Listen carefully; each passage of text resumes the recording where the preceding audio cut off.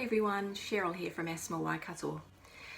We get a number of parents telling us that they sometimes hesitate to take their child to the emergency department because they feel like when they get there nothing's really done and they just sit around and do a lot of waiting and they watch movies on a loop and eat a lot of ice blocks and nothing really much goes beyond that.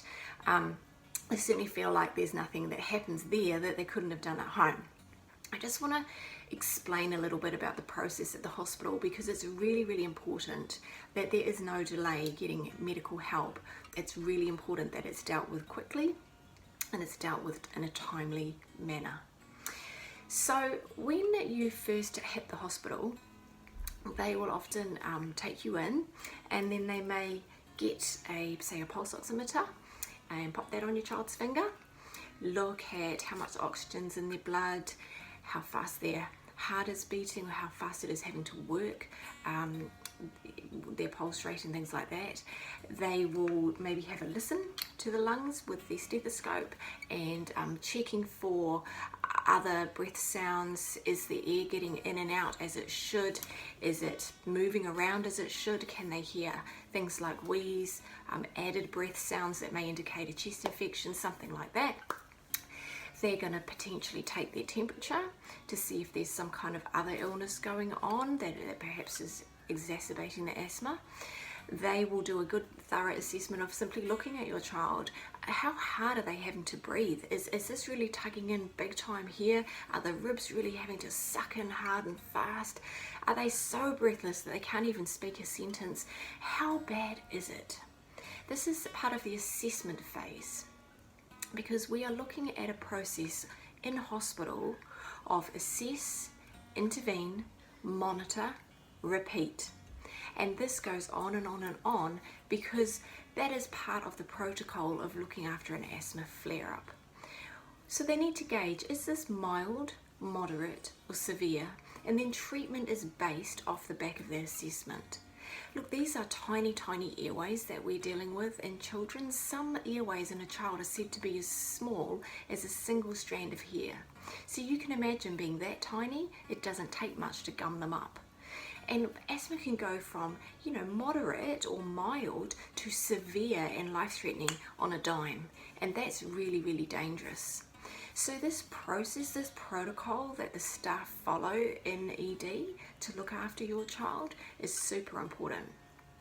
So while you're sitting there in that cubicle and that nurse is popping back and maybe giving the salbutamol via the spacer every 20 minutes, but nothing much else is happening, and you're thinking to yourself, well, I could have done this at home, trust me, you're in the right place.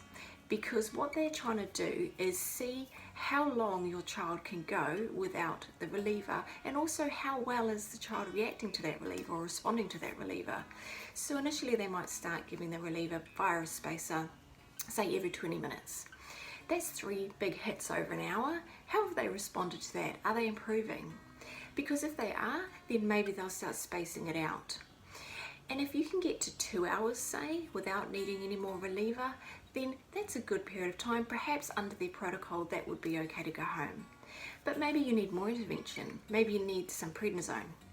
And the prednisone is a strong oral steroid, and that just hits all that inflammation and swelling in the airways really hard, opens it all up quickly. And maybe that, with the spacing of the reliever, is enough. But maybe it's worse. Maybe it's moderate or severe, and some of you out there have experienced this when those early treatments aren't working and things are starting to ramp up a little bit. Maybe we now need some intravenous drugs straight into the bloodstream. Maybe we need some other types of interventions and straight to ICU or straight to the ward.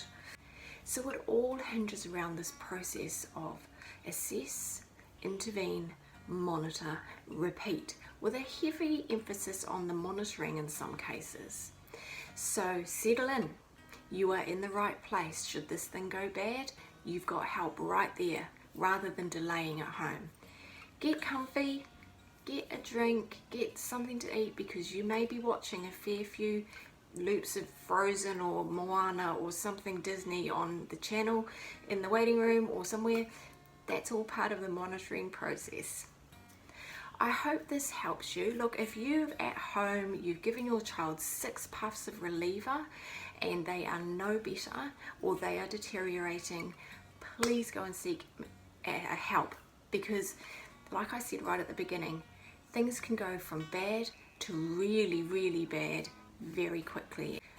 We want to put a heavy emphasis on prevention. That is how we manage asthma. Prevention is much more effective than relying on emergency asthma treatment. Okay, stay safe out there. Bye.